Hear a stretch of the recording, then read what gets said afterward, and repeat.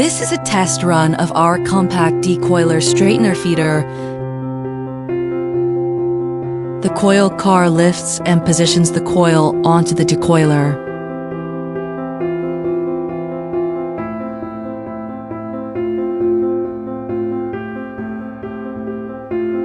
Once loaded, the mandrel expands to securely hold the coil.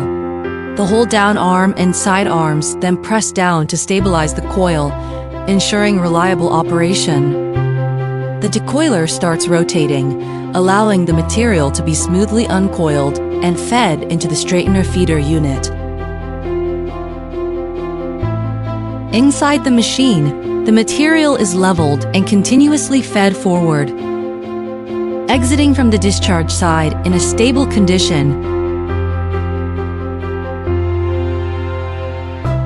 At the exit, a hydraulic shear is installed for cutting the material to length. Meanwhile, oil is applied to the material surface during the process to improve feeding performance and reduce wear in subsequent operations. The entire line operates smoothly with well-coordinated processes, integrating uncoiling, leveling, feeding, and cutting into one system. It helps improve production efficiency, reduce manual intervention, and ensure stable and continuous processing.